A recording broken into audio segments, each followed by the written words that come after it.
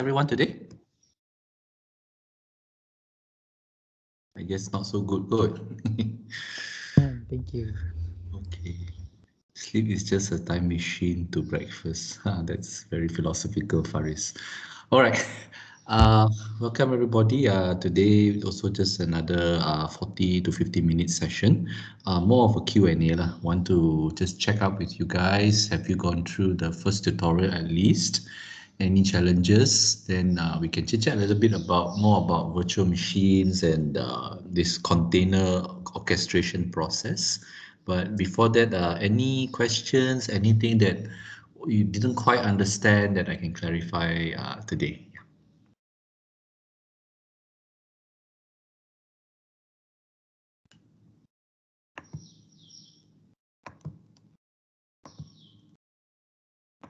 I think we need a little more time to understand the tutorial because everything's a little bit foreign and abstract for us. Okay. Especially being introduced to the Docker system and its Linux format. So yeah, it's a little brand new for us. I see. So it's a learning curve for you guys, and you were thinking you just need more time to go over it, right? That's what I understand from you, right? Is it? Should I call you Faris or Shazwan? Either is fine. Okay, okay. There are a lot of F students, names with F, so I'll just call you Shazwan if you don't mind. Easier to remember. Thank you. Okay, so that's one comment from Shazwan. Maybe what I could do is talk a little bit more about the Linux part and try to maybe make the learning curve less steep. Okay, okay, right. That's one thing I could do today. Any other concerns, questions at this point?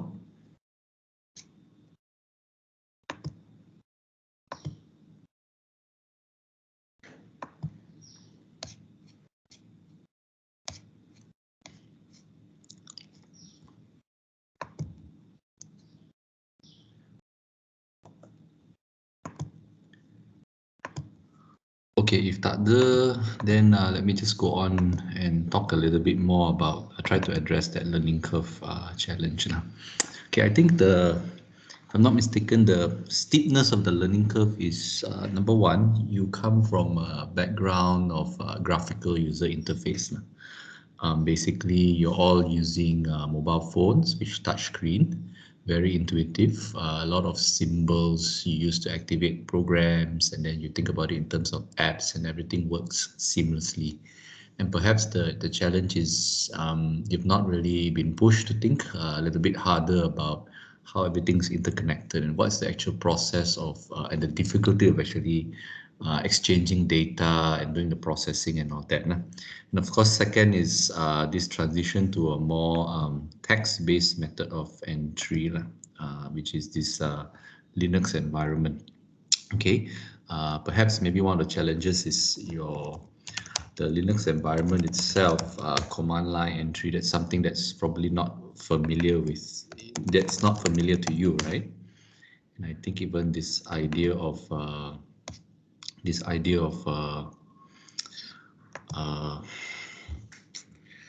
just containers and virtual machines probably needs a little bit more time for you to absorb. So that's okay. We can talk about it a little bit today. Maybe what I can do is I'll go through this first part here and try to explain a little bit what all these steps are. Let me know if you actually need me to log in. You take a little bit of minutes because I forgot my password. But the key point here is I want to understand that you're transitioning from graphical user interface to command line. So the way you think about command line is like this. Your graphical user interface, either you use your mouse or use your touch screen. There's like a symbol, right? You click on it or you touch it, you will call up an app, right? So that's the software. So you can think about that process of you clicking as someone actually calling a function. So a function you've understood from C++, or if you're using Java, it's basically a class, a method in a class, right? You're calling that main method where it's going to start executing a program, right? So program got different kinds, right? But at the end of it, you understand that a program basically is a bunch of instructions, okay? So you write the instructions either in C, C++, or Java. So it's doing things. What is it doing? Usually you're just taking data from memory. You're doing something to that data. You're processing, adding, multiplying something, then you're putting it back to memory, right? And back and forth, back and forth, back and forth, right? So even if you're displaying something on the screen, also what you're actually doing is you're underlying it. There is a routines that actually going to say at this pixel what color to put. The color is usually a number, right? And then how do I change that color? So if your mouse is moving, if you get this input, some delta X, delta Y from your mouse, how would you actually process it? How would you actually translate it into a movement of mouse? Or if it's a Word document, I'm pressing this keystroke, I get this keystroke input from my computer. Basically, that's basically a number and what they call an event. It will trigger a function call. And then what do I do with that? Oh, I need to actually display that onto the screen. That means I need to change some pixels and I need to store it in my word buffer, my memory buffer. This is my document. So everything we do, there's always this underlying, there's a sequence of instructions that are executed. So a program is nothing else but a sequence of instructions. And ultimately, it will be converted into a sequence of assembly or binary instruction. Because if you go back to your microprocessor, the assembly instructions, you can see there's a one-to-one mapping. You go look it up, the assembly instruction, actually you can find the actual binary string for it. So the assembler will basically look at the word and then replace it with the binary string. And it's just saying where you're going to transfer the data, what are you going to do it, add, shift, and all these kind of things, and then where you're going to retrieve the data, right? So that's a program. But a lot of that has been hidden to make it very intuitive so that your grandma, grandpa all can use mobile phone and communicate with Facebook. But at the end, what you're doing is that whenever you click on the app button, you're calling up a program. So the program is being executed. Okay, so it's the same in command line. In order to call up the program, because you don't have this fancy interface, it's a bit old school, you type the name of the program and that launches the program. It's the same as you clicking, right? And sometimes you click a program, you have the settings bar, like let's say your WhatsApp, you can set up whether you want to actually, have the messages archive, or you want to actually be alerted for this group and all these kind of things. There's certain settings, right? So even your camera also, you have the settings, whether you're taking from the front camera, the back camera, you're doing selfie, you're doing image, you're doing panorama, all that. There's settings, right? So normally in the graphical user environment, that setting is from a menu page. But in a command line environment, usually the setting, we enter it as a string, a word, or some series of words after the command line, after the command, right? So for example, what is this saying? Git is the name of the program. Git is the name of the program. So you're calling a program called Git. Okay, and this is the instruction. So this is the settings. It's saying perform the clone task and do this because you call the program, you need to perform a task. So like in the graphical user environment, you call the program, you click on it, you get the drop-down menus, you get maybe another menu screen, you can call further programs. But in command line, you cannot. Sometimes it's easier if you just set the program name, the option or the task the program needs to run, and then some other information here. So what is the Git program? The Git program is a version control program. It's going to actually, and the task is supposed to do, you call this program, is supposed to retrieve all the software code from this particular URL. Okay, so it's actually cloning all the software code on this particular URL. And similarly here, the program name is Docker, right? So it's just like your camera or your Microsoft Word app, right? The app, inverted commas, name is Docker, okay?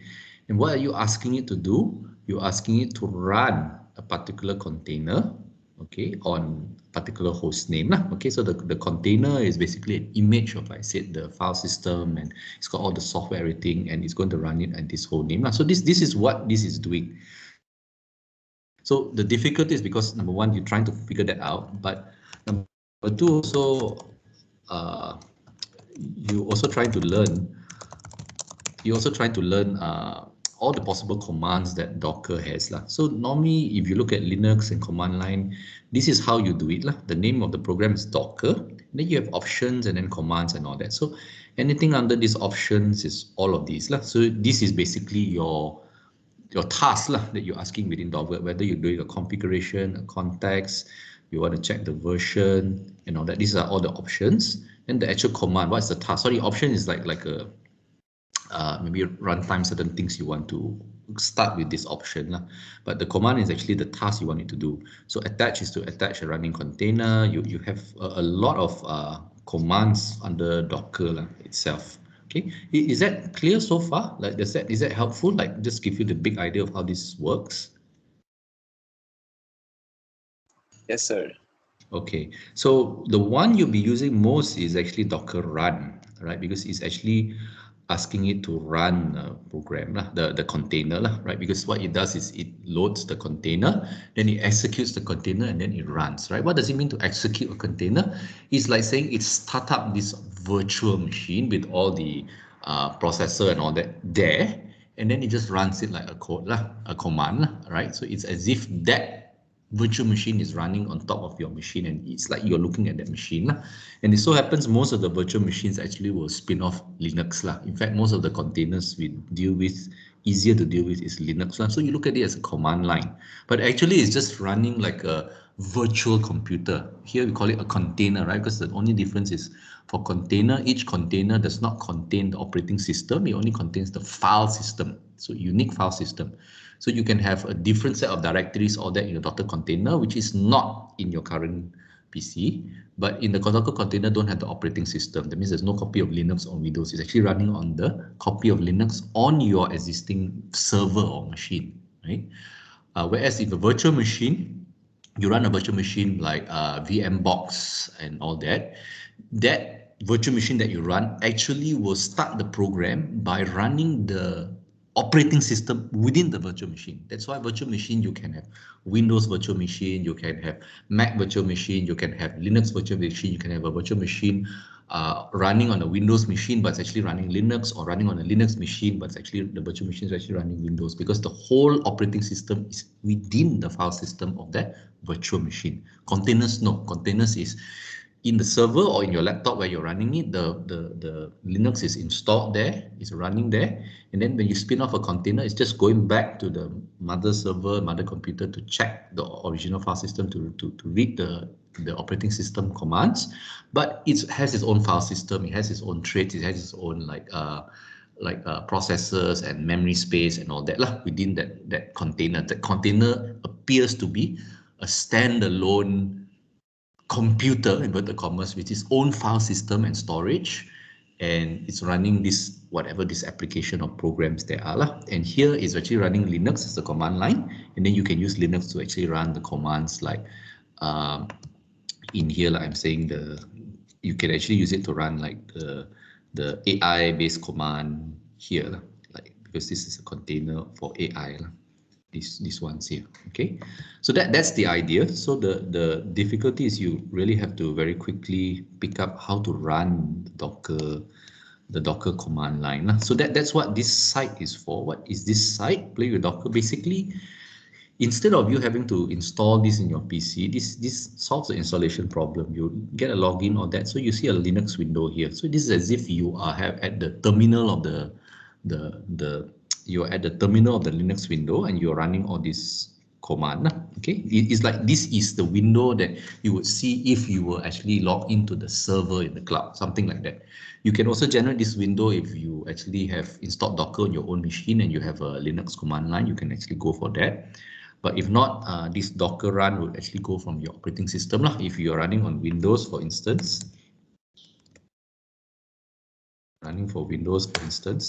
you actually be running the Docker command here lah, on the command line.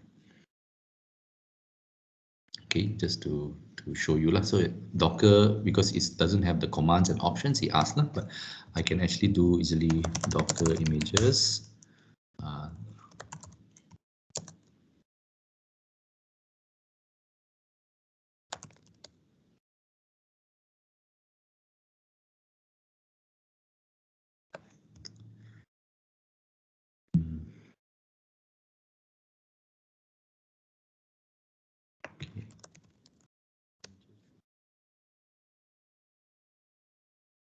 Okay, I think I have not launched my Docker desktop. That's why it's like that. Yes, my Docker desktop is out of memory. Oh, okay. So I need to restart my computer and then able to log in, because Docker is trying to assign more resources, but there are not enough memory for it. So the engine failed to start. So this is what the Windows GUI looks like. Okay, but I just want to kind of discuss this in general first. If you need me, I can go in and start coding there, but the key point here is to actually understand what you're looking at. I think that will help you much more. Okay, so what's happening in all these command lines? So I'm asking you to do this because I hope that as a computer engineer, it will help you to start working in the mode that computer engineers do lah. Is that you actually don't know everything in computer engineering because everything changes so fast. So you have to get used to kind of like Googling and trying to find out all these what they mean lah. And that's your learning curve as well. That's why it's steep. And you can work together as a team. Don't have to actually do it all alone and discuss and then bring your questions here in the our session so that we can have a more informal Q&A lah. So Git is a version control. So I think I hope you can understand that. So if I just copy this as directly lah, like this is a URL. I hope you understand it's a URL lah. It's a HTTP is actually a website. So if I go straight to that, if I open a new window, if I go HTTPS, then the account name is actually Docker samples. And the name of the software is Linux_tweak_app. Go here. This takes me to a GitHub repository. What is it? It's actually a version control. What does it do? It stores code, but it stores it in a way that you can say this set of code is for version 0, this set of code is for version 0.1, version 1.1. So people who are working together, or even yourself, when you're writing your code, you don't have to save everything on your hard drive. You can actually save it into Google, into GitHub, so that you can roll back. Like if you made a mistake, you actually have the previous version. You can actually roll back. So what is this? It's a tweet app. This is a software, right? But it's a software that's already packaged into a container, which means that it's not just a software which is a tweet app. It is a software that has been put into a file system of a virtual machine container, so that when you run the container, it's like you are running a virtual machine. That container will automatically run this software, Linux_tweak_app. And let's take a look at it. Okay, what is this Linux_tweak_app? Let's look at, I guess you can look at it as project, because you can actually look at it on the, you can actually look at all the files that are part of this. So the files are part of this is here. Okay, but what is it? It's actually okay, this is the instruction in Docker to actually run the container with the tweet app lah. So what is it doing? It's saying run it, and then you map port 80 on your server to port 80 on the virtual machine. And this is the command actually for Docker to automatically build the tweet app. So let's take a look at it. That's actually stored in something called a Docker file. Okay, so Docker file is nothing else but a series of instructions to build some kind of code lah, some kind of code inside this lah. So what it's doing is actually taking a container, and the container name is Nginx, and the version is latest. So if you actually look at Nginx, if you Google it, you'll find that it's actually a web serving software. So what this does is it's actually taking the container that already comes pre-installed with this web serving software called Nginx, okay? And then it's also copying the two files called index.html and linux.png. This is a HTML file. This is an image file. It's copying from these locations in the Nginx container, right? So remember, the Nginx is a software, right? This is a software. It runs on Linux, okay, and it's a web server, meaning it serves web pages, like HTML web pages, right? So if you run it on a server, you execute Nginx, it will run, and then if you put the server's URL, you get the web server that's being served by Nginx, right? But this Nginx is now not running on a server per se. It's actually packaged inside a virtual container, okay, a container, right? And this is the name of the container, Nginx, and the version is latest. And you're going to actually run that container lah. And not just you're running the container, you are actually copying from these locations directly to the home directory lah. And this container, the instruction is you have to open up port 80 and port 443. Okay, port 80 is usually HTTP, 443, if I'm not mistaken, is HTTPS or FTP. I can't remember lah, but you can check it out lah, because that's the port over which the data is exchanged. So the command here is saying that when this container is started, when this virtual machine is started, it's like as if saying this virtual machine, you think about it as a PC lah. You click the on button. After the Linux OS is run, automatically you run this command, Nginx -g daemon off. So that's why when you start this container, it looks as if you are spinning off the web server. But actually what's happening is you already have created the container, which is a virtual machine, right? But without the operating system in it, where once it will load up that container, then it will load Linux in that container because this is using the Linux container system. And then once it loads Linux, it's booted up already within that container. It will run Nginx program with this, and you're pulling the Nginx container because it got the software all pre-installed in there. So that's what this container is doing. And this Docker file is basically a set of instructions to build a Docker container that has this software. So when you run this, it's going to actually put together the entire virtual container, okay, the virtual machine container, so that you can run it. And then this command is actually to take that container and run it and map port 80 to port 80. Do you follow so far? Does that make sense to you? Or if not, just ask some questions, please.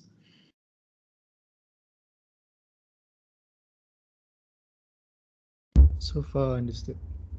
So far it's okay for you, huh? Okay, good.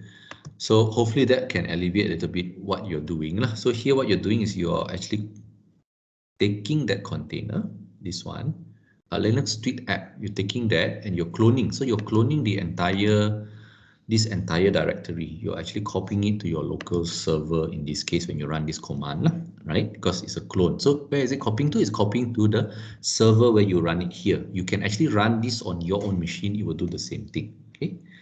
Then this is actually training you. If you log into here, it has Docker already pre-installed for you. So it will already copy all of this. And then if you run this, what happens is it's giving the instruction for you to run the Docker container called Alpine. The name of the container is called Alpine. And the host name is, you're running this virtual machine on your local machine or on your server. Because when you type this, you're actually typing this at the Linux command line. So this Linux command line is usually on a server somewhere, or it could actually also be your own laptop. But you have to think your laptop is not your laptop, it's a server, right? It could also be a server with many machines connected together. Okay, so you're running a virtual computer called with the container Alpine, okay, and you're giving a name. This host name is the name of your virtual computer. So when your virtual computer is already, you're assigning a certain number of processor cores, a certain number of memory, a certain number of communication. So here what this is doing is actually it's going to the the Docker Hub library. So Docker Hub is something like GitHub, except that you are storing containers, not software. So GitHub is a version control for software. Docker Hub is version control for containers. So what are containers again? Containers are basically your entire file system with software pre-installed, and then when you run it, there's already a kind of the whole virtual computer already stored there. So here what I'm showing you is actually this is my account, my public account of Docker. Okay, sorry, salah. This is my public account of Docker, showing you all the Docker virtual machines that I've created that's under my control. Okay, so this is my username. This is the name of one particular Docker virtual machine, another Docker container here, another Docker container here. So all these have different software and things like that. I've modified them and I can pull them out. And the nice thing about Docker here is because you've got this whole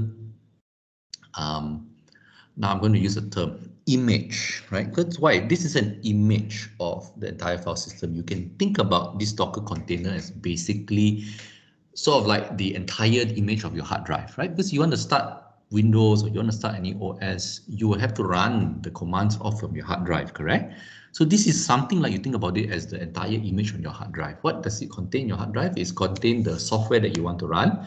If there's some kind of batch script or automatic things that when you start Windows, you have to start certain software, those commands are all there. So a Docker container is basically this whole file system like your image of your hard drive, which also has all the automation scripts that when you run this, you're running it. So when you run the Docker container, it's as if you are putting like one hard drive, which is this entire container, and you're running it like it is one server or one machine on its own. That's why it's called a virtual machine. or in this case, a virtual container, because they try to distinguish it from virtual machine, which is an older term for where the operating system is also stored in the file system, whereas in container, operating system is not stored in the file system, it's stored at the lower level at the server that is running the container. So far, so good or not?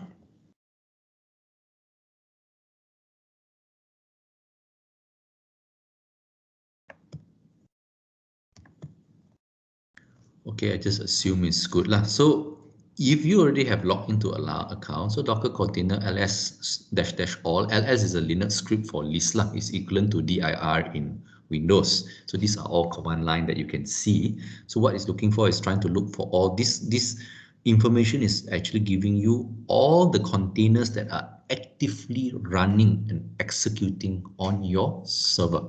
Okay. So just now you've already run this command. You're saying run this container on as a like an imaginary or virtual CPU or virtual PC with this host name. So after you run that, you list it. Tell me, because you're here, you're at the command line of the server. You say, tell me the names of all the Docker containers that are running. So right now you will see there is a Docker container called Alpine. The image name is Alpine because it's an image of the entire hard drive for that particular virtual machine or container. This is the container ID, is like a machine ID lah. Okay, how to identify uniquely, because sometimes the names can be same, but the ID, there has to be a unique ID number for each of these running containers. And this is the name of the container lah. His name is host name lah. So if you tukar this to Shazwi or something like that, you will also put the name of the container running machine as Shazwi. It's like you going in and putting your own name as the name of the volume of your hard drive lah. Okay, and what's interesting is besides these names, Docker also will come up with some random funny name that you will also assign. So there is the name, the host name of your container that is running. There is the numerical ID, and there's also some kind of text ID, which is some weird names, very creative lah, because Linux people like to do that. So you can actually access this particular running container by actually using this ID or this ID. Okay, so this is what this is explaining to you. And this step here is actually running also a container. It's the same thing. It's basically a copy of the kind of like the file system in your hard drive with the programs all installed and some configuration instruction. But here, this is what they call an interactive container lah, meaning that when you run this container, you are taken to the command line of this container. You don't stay at the command line of the server. Here, this container, this is running, it's like you're spinning off a web server. So web server got no command line, right? So it's just running the web server. So you spin it off, that's it. It's just running in the background. But what happens is if you actually send anything to port 80, because you've mapped port 80, you've mapped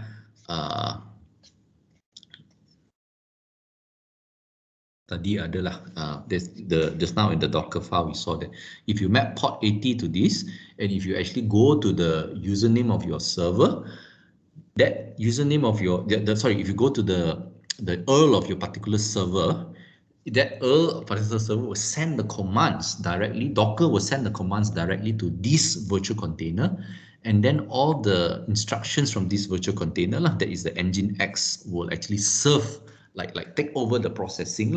Okay, so anybody who is actually trying to access this server looks like they're actually communicating to this Alpine container, right? They're not actually communicating with the server that is running this Alpine. I mean, they're sending everything to this server, but it is sending everything that is received to this Alpine container. So whatever resources in terms of memory, in terms of program, it's all stored in this container, right? So any kind of requests from website, browsers and all that from outside would appear as if they're talking to this Alpine computer. Okay, that's the idea of container. And this is an interactive container because the container that you are running is running Linux also. So it's as if when you run that container, you are taken to the command line of the container. So you're running the command line of a virtual container, which is running on top of your real physical server. So this is what this is doing. It's actually allowing you to, in a way, it's something like you SSH into the bash shell. All right, that's the command line for Linux of this particular Ubuntu container. Okay, so then you can run all these Linux commands, and it is as if you are running on a container. So if you already have Linux installed in your machine or you're running Linux on this, you can actually do ls that you can see the files are different and all that. The files are something, but when you run this container called Ubuntu, and then you see that the kind of the prompt change, because it comes root at container. Root is your username, container is the name of the machine. Like you see the name of the machine change, so you know that you're now logged into the virtual container rather than the server which you were originally using. Now, does that help? Is that helping you at this point?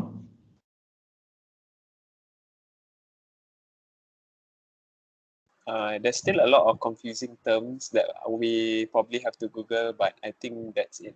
We get a better understanding. Okay, okay.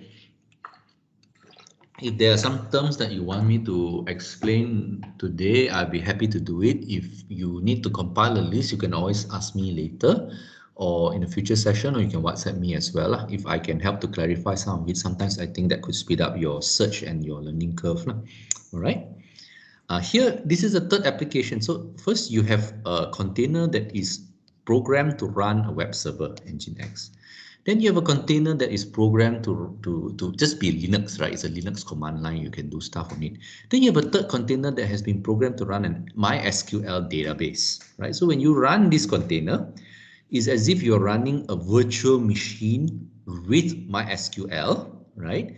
And this is the root password of that MySQL, and you're spinning up this. So again, just like the web server one, when you run this container, you suddenly have created a web database already. And so any other machines can send MySQL commands to this database via the web interface. They will send it to the server in which you're running, and this server will pass it to the MySQL software running on this virtual container. So to the outside world, they look as if they are interacting with this container running the MySQL. So if you only allocate one CPU core for this MySQL, then it looks like this MySQL is only running with a one core system. Or if you only run 1 GB, then this MySQL software will be running on just 1 GB of memory. It'll be slow and all that. Even though the server which running all of this, you're hosting your server may have 128 GB. But if you only allocate 1 GB to this MySQL container, it will look to every other software or web browser or program that's trying to communicate to this MySQL service on this container as if it only has 1 GB of memory, right? So this is the idea of that virtual machine layer that is able to take over the role of an operating system in a way. In fact, for Docker, it's using Linux containers, so the operating system and the container or virtual machine system is the same thing. Okay, but it may not necessarily be in other types. They may be different. Like there's one that is called, it starts with V. I forgot already the name. A bit less popular, but it's also another kind of container system. Okay, so but is this ideal? And so in this first tutorial, all you're doing is you're running containers with different software, right? And you're seeing how you can actually interface and connect with them. But that presumes a lot of background on the Linux part. So here again, after you run this, you can actually see now the name of the container is actually something MySQL, and it's the latest version. It is using this port 3306 use TCP protocol, and this is the name of the container ID, and the name of the container is actually, I think, MyDB. Okay, so logs MyDB, you can actually look at the logs of what is the communication that's going on that container. So this is actually a logs for the container name. The container name is MyDB. Okay, right, because you attach the name MyDB to this container by this command. Okay, and again, container is nothing else but a virtual CPU running on a server. That server could be somewhere behind the cloud, like what this is doing. And what this is doing is just giving you a HTTP, a HTML interface for you to put the command. So this is actually like a simulator for a server. But in actual fact, if you're doing it in the real world, this will actually be the command line, Linux command line of your server running in the back end. Okay, so here, that's task 1 is using existing containers that are publicly available. You have the MySQL, you have the Nginx serving the HTML page, you have the Linux Ubuntu container. Okay, you can also put together your own custom software or app on a container, and this is what task 2 is actually trying to show you, right? It's trying to show you how to build a Docker file. It's going through that Docker file, showing you how can you give instructions to assemble a Docker container running your particular app. Now this needs a little bit of background knowledge that how do you actually run a web server or Python. You don't have to code because all this is there, but it would be good if you can just go in and really understand how it works. Like just play around with it, understand what each of the command means, and if you don't understand any of that part, you bring it to class and ask me. Okay?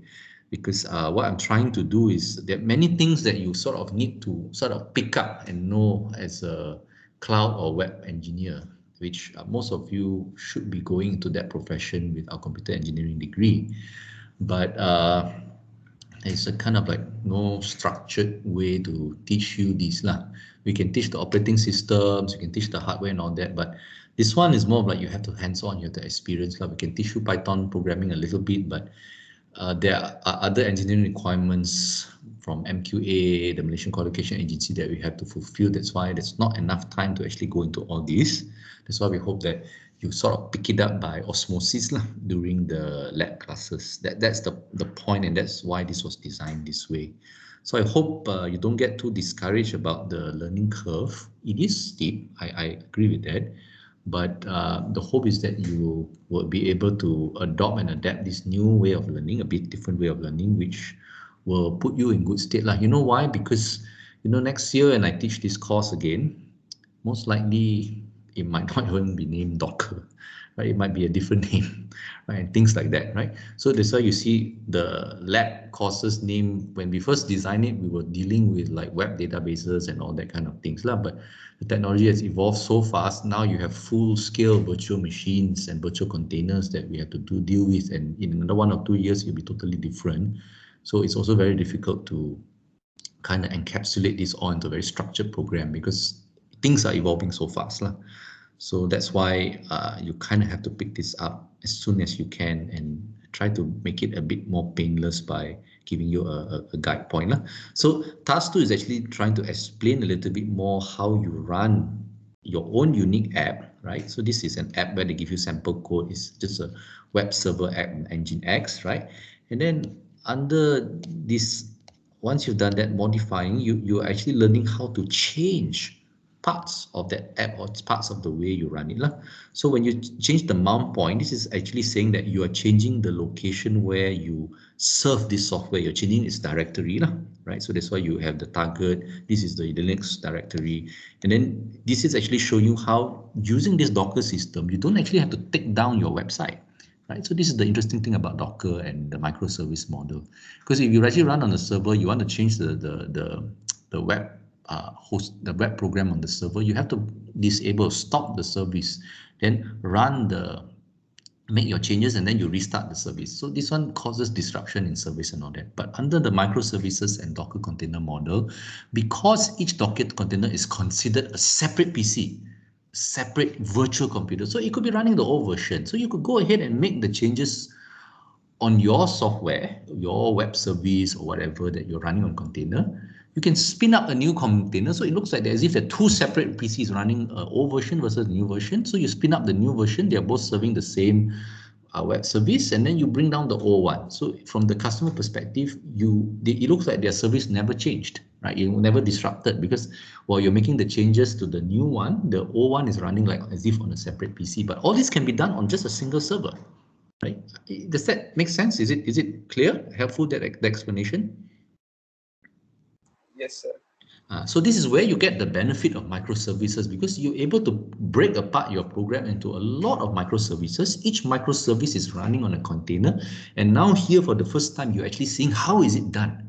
It's basically looking at it like from terms of serving the web and all that. And you will see that more in tutorial 2, where you actually have a voting app that consists of a PHP front end, a Python back end, as well as interface to either MySQL or Redis. So there are 3 parts. There's a database, there's a back end, and then there's a front end, which is the GUI. But each of them is run as a separate microservice.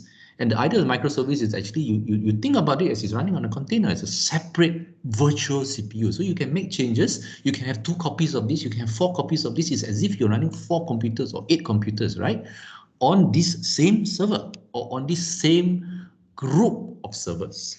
Okay, so here I'm just using the term server loosely, but this could be as simple as a simple laptop or as complicated as a whole data center with all the machines connected together.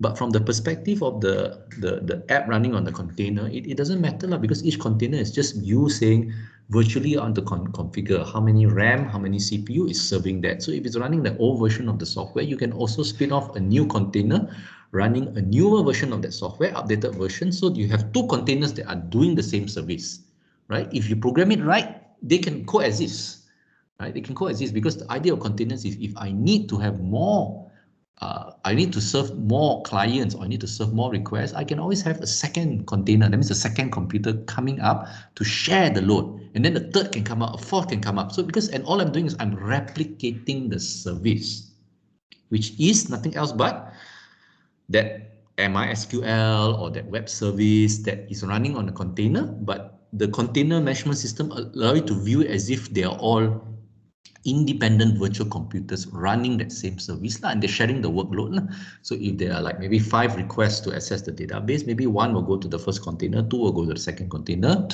1 will go to the third container, and so on. Okay, and this is also what makes you able to very quickly implement changes, because you can pull up without disruption, you can put up a new updated version of the code. Then one that's running, it looks like an additional service that has the same interface. The same interface means the way you're communicating the information over the port is the same. So tak kacau all the other apps is still working. So it looks like it's an additional one, but it's running a new code. And then you can retire, you can close down, shut down the old version. And in this way, it looks like as if your software, your Shopee, your Lazada never go down. There's no downtime, right? So this is the advantage of the containerization approach. All right. So this part here is actually showing you how to do that. This is modifying a running website. So when you're modifying this, your simple app here is the website at this particular site. So when you're doing this, you're actually changing the HTML, the landing page of the software, but the old one is always running. And then once you do it, once you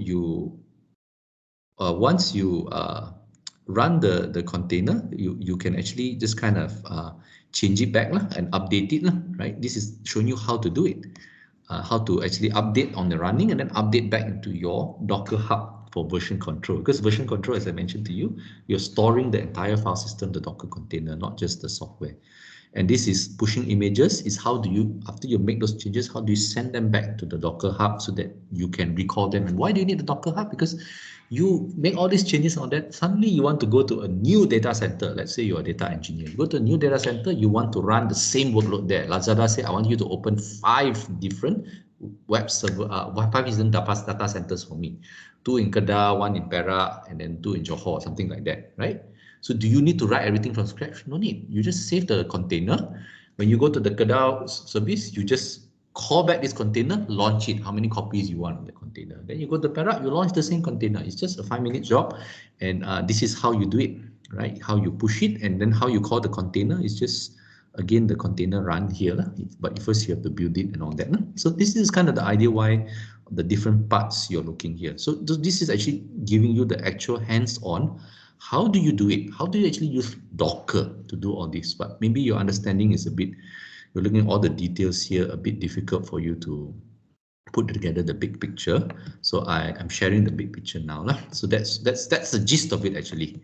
And the only thing is in tutorial 1, you are learning all these bare basics, and then Docker networking is more of just giving you an insight. How does the networking happen? Because it's kind of weird. You can actually have the app running on your Docker container can be, sending data through a different port, let's say port 1100, and then on your server, it can actually be transmitted to the rest of the world through a different port 80, so you can actually kind of have different ports and all that, but you can keep it straight by knowing what is my virtual computer and what is my real server, who is doing what. Okay, so the real server is running the Docker software, which is a container management software. It's like an operating system, but with more things. It's able to spin off and manage individual containers as if they were running, they were a separate virtual CPU with separate cores, separate memory and all that. And when I say server, again, I could mean something as simple as a laptop, which if you are doing, you're running this on your laptop, or it could mean something as complicated as a whole data center where all the machines, all the servers are networked together. Is that clear so far?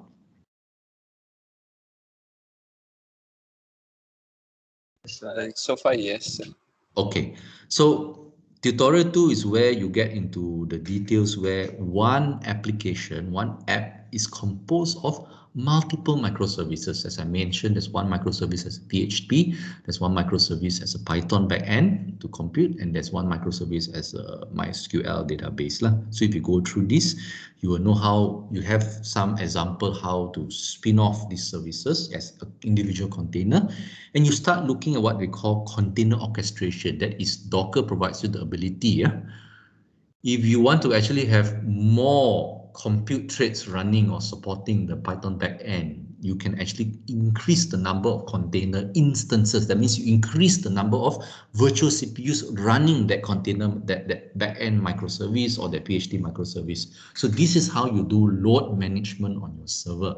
You will actually increase the number of containers running the services. So you actually have like more virtual CPUs attacking the problem. But because you wrote the code in this way, where it's a service, it's actually passing things by pod, it's very easy. You don't have to write any more changes in code. You just have to use the Docker container orchestration to just say, I want 3 copies of this, I want 5 copies of this, 7 copies of this, right? And later on, you can add hardware machines, you can connect them up as a part of the network. And then when you've got more hardware, you can actually just add more containers just like that without shutting anything off, without turning off any of the existing containers. This is brilliant. Is what makes the web so seamless today, and this is the technology that allows you to do that. So tutorial 2 will walk you through that process. Tutorial 3 will walk you through the process where it's not just the 3 microservices, but there are even more microservices running simultaneously, and how you do that for what we call a swarm. A swarm is basically a network of multiple servers. So here in tutorial 2, you're actually running your microservice on only one server, one computer. In tutorial 3, you learn how to connect 2 or more computers together, 2 or more servers together, and share the microservice load among the servers, automatically using the Docker Swarm container management software. Is that helpful? And finally, tutorial 4 is some way for you to actually interact with the Docker container, so you can measure. You measure how much of RAM is used over time, how much of CPU is used over time, each individual container, because each container is a virtual machine, a virtual computer. So this is the software using Prometheus and YAML, that configuration script. This is the software and the steps how you can connect to it and take those measurements, right? And how are you going to put this all together? Well, tutorial 1 to 4, you can actually just go ahead and finish that up. But you have to really understand. The questions of the quiz is not difficult. It is testing your understanding. It's basically free marks for you to basically work through this and understand. So I expect that you go through this, you'll be asking me a lot of questions. How do this, how, and then you'll also be doing web search. But if you get stuck in the web search, just ask me the question. I try to lead you to the resource that you can learn this. But where am I going with this? How are you actually going to use this? Well, tutorial 1 to 4 is actually giving you the tools, that hands-on tools. How do I operate all of this? The big picture is when you go out to work, your boss is going to say something like, okay, I got this app, right? Whether I'm running Lazada or running Shopee, right? Shopee, I have my, my website, there are my offer, I've got my advertising, I've got my ordering page and all that. So maybe for Shopee, the next one is 10/10 coming up, or 11/11 Singles Day or something like that. So you have to plan. And that day, I will need to have triple or quadruple the number of containers, to support the database back and forth, to support the order page and all that. So I need to upscale that, right? So how to upscale that? You know already, because you know that you can actually use these microservices on a Docker Swarm cluster, and you can do the container orchestration to increase the services, then decrease, right? And from the example tutorial 1 and 2, how do you actually look at that, containerize that app? You may not know exact details. You probably need to learn how to code and all that, but that could be done in the future. But at least you have this idea, I need to put it as a microservice, I need to actually have the pod. Then you can also look at the examples here on the engine, like how they're transferring information between the pods. You can ask me how it's done. You can you open it up, you can go through the code. What does it mean? How is it taking these things, right? So those things can be done. And then what you're going to do is maybe you might find that, okay, if I need to actually triple the number of containers running the e-commerce service on Singles Day, for instance, then your boss might say, okay, do we have enough hardware resources? And you say no, but then your boss say, okay, I got budget, I give you 100,000, you go and buy like 12 additional servers. Okay, so how are you going to actually bring the 12 additional servers into your server network, your Docker Swarm? So you know tutorial 3, you know how to actually set it up so you can add these additional machines. The hardware guy will set it up for you, give you the URL or give you the server name in the local network, and then you can actually configure your Docker Swarm using tutorial 3 to include these additional machines, right? And finally, you're running this and your boss says, okay, you know, we've got 12 months worth of data, do we have enough? Is our cloud performing well enough? Do we have enough resources? So that's where tutorial comes in. Tutorial 4 comes in. You will run this Prometheus, this monitoring. You will assess, you just see what is the performance of each container. You can look at the container running the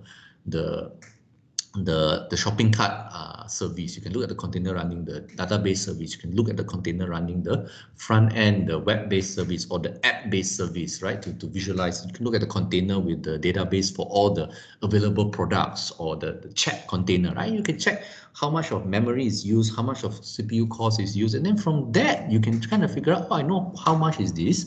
It's only using 50% of the CPU, so actually we don't need this so much. We can actually downscale the container to use less cores or something like that, and free it up for other future containers. And that's where we come to assignment 1, 2, and 3. Because assignment 1, you are going to install this free simulator called Cloud Sim that if you have the parameters like how many compute, what is the compute load, how much of memory assigned for each container, it can actually do a simulation and figure out how fast will this workload be completed. And then you can mix and match and explore how many containers to have, what is the resource for each container. And then you can go back and look at the Azure or the AWS website and you look at the price of each container, and then you can start doing economic forecasting. Okay, I want to get it, this workload, I have this kind of heavy workload, I measured it from tutorial 4. I know that if I use this set of containers, if I use this, how many using this simulation, I know that I will finish within 1 minute or you finish within 30 seconds. And then if I want to actually speed it up, this is the additional cost. You can play around with different configurations. And that's what you're doing in assignment 2 and assignment 3. Assignment 2, I'm giving you the experience that you just pick up some complicated application. In this case, I chose for you lah, maybe an AI deep learning container, and then you just deploy it as a Docker service, right? Learn how to do that, figure out how to do that, right? This is already a Docker service, but I want you to do it in such a way that you can spin off additional containers, then these things will run faster and all that. Then assignment 3, you're going to just kind of measure this performance of this, and then you figure out, how do I run it faster? If I add 2 more containers, 3 more containers, 4 more containers, 20 more containers, what is the specification I'm going to use for the containers? You can go to the Azure website, AWS, you can explore different memory configuration, different core configuration, how much faster, how much slower this will be, right? So that's assignment 2 and 3. So assignment 2 and 3 are the main summative assessments for you. It's how I'll gauge whether you can put all this learning together to do something useful that I'm 100% sure this will be needed in industry. Okay, is that helpful? Yes, sir, very helpful. Okay, so now you got this additional picture. We probably need to end our class very soon already. I can talk to you again next week. Please try to go through all the tutorials as quickly as possible. I've tried to put due dates just kind of to help you along like if you pass this due date, you're a bit slow because there are just a lot of things that I need you to pick up. And I know the learning curve is steep, that's why I don't really want to have too many classes to overburden you. But I can say from tutorial 1 to 4 and assignment 1, this is just following instruction. The important thing is you go through the process and you understand what you're doing. But they're just following instructions and if you figure that out and able to do that and show that, you understand to some degree or some hands-on, I will give you marks for that. So that's the lab part. Assignment 2 and assignment 3 is really the thinking and doing, the real world application. So it doesn't mean you just do this on your own. If you have trouble, you want to discuss, bring it to the class sessions or put it in the WhatsApp, and then we'll find a time to discuss your concerns to help you along. Or maybe sometimes it may be a little bit difficult because I've not actually tested this out on my own, right? But it should be doable. It just takes some time for you to learn it, but it can be doable and you'll be very valuable, right? Because Now everybody knows AI is hot. So if you can showcase these, you can go interview saying, I know how to deploy PyTorch or TensorFlow on cloud systems with Docker. Your interviewer will immediately sit down, look at you and say, okay, please tell me, what did you learn? Yeah, I'm pretty sure of that. Okay, and if you can tell them you can do this cloud simulation, you can optimize for them the data set, the container strategy, how to actually decide the optimal number of containers, the optimal container specs. This one people will sure hire you. I know for a fact Maxis is doing this. I know for a fact a few other companies are doing this. They need this very much. Okay, it's just that the level of sophistication, not that so many companies are at this level of depth yet. But for sure, if you do this, I think Maxis will hire you for sure. Okay, so are there any more questions before we part? I'm just going to take a quick look at the chat box in case anybody said. So you can do your internship at Shopee. Yes, gentlemen. If you really can showcase this, you put it in part of your resume. You can even host it on GitHub or Docker Hub and show them that you've got all this. I think you can actually intern at Shopee, no problem, even the Singapore branch.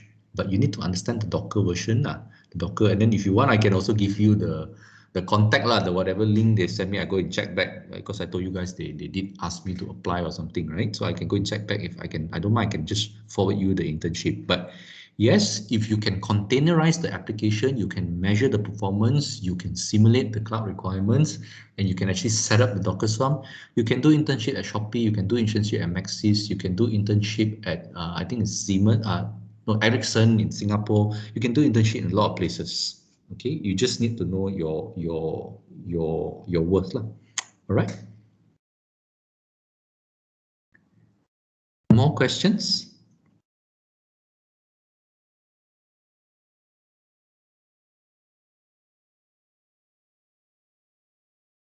So the assignment one, the submission date is just a placeholder, is it? Because I saw it says deadline is 30th September, but when I opened the file, it said the deadline was like 10 October or something like that. Oh, sorry. I need to go and change that lah because I was configuring this in a rush. And actually last week I had a difficult week lah. Some of my very close relative must hospital. I had to go out state and all that lah. That's why it's a little bit not so well organized at this point. So if you find you have a difficulty in submitting, just let me know. I will need to go in and change the ULearn settings lah. But this deadline is actually the real one, but I probably have messed up a little bit the settings here for the submission. If you're ready to submit, just tell me and just tell me that it's messed up, and then I'll go in and just clean up the code lah, the configuration for this lah. But I actually intended this line to be realistic lah, because this is nothing else but going through a bunch of videos which are here. There are about 5 videos, and then you're just setting up Eclipse and Cloud Sim and just clicking the play button lah, pretty much.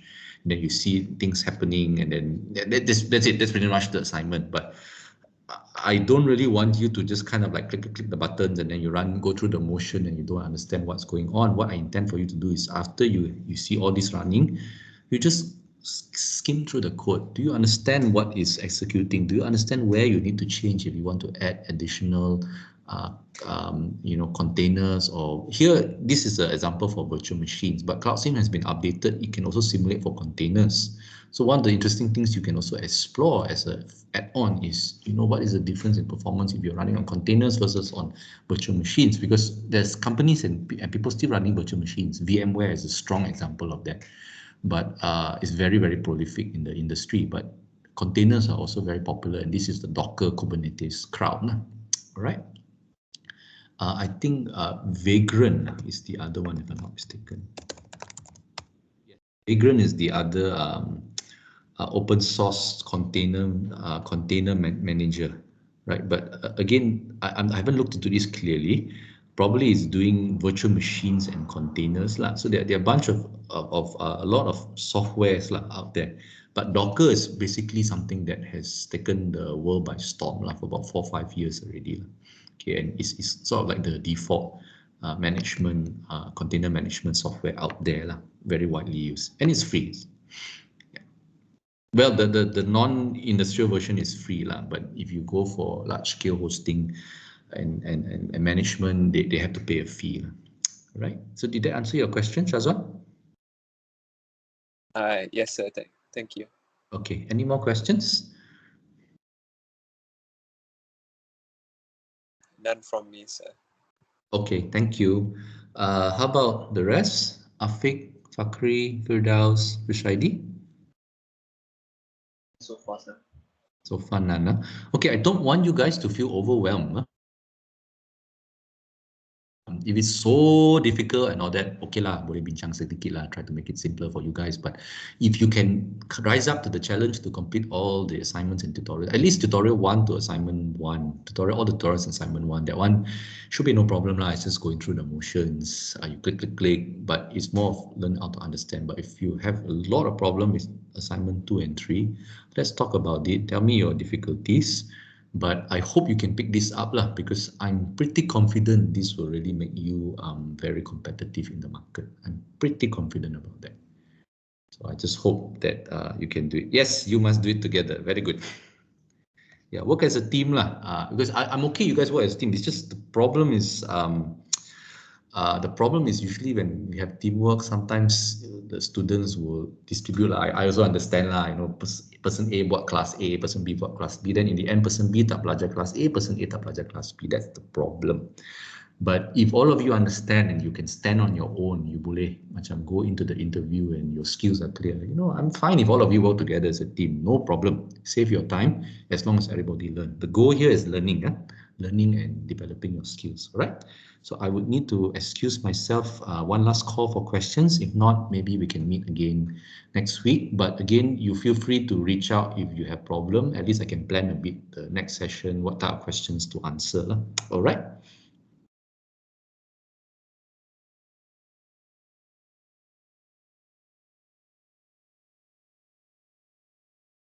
Okay, gents, no questions, no questions.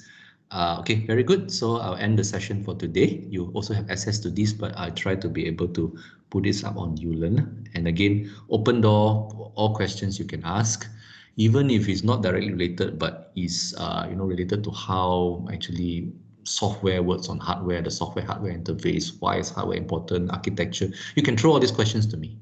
Right, I hope to share some of that knowledge with you guys also lah. So if you're confused about anything, that whole stretch lah, even compilers and DLLs and all these kind of things, just ask lah, right? Because at least you go away with that knowledge when you masuk industry, tak nampak katak sangat lah.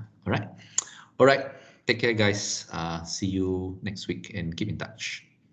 Bye. Sir. Okay.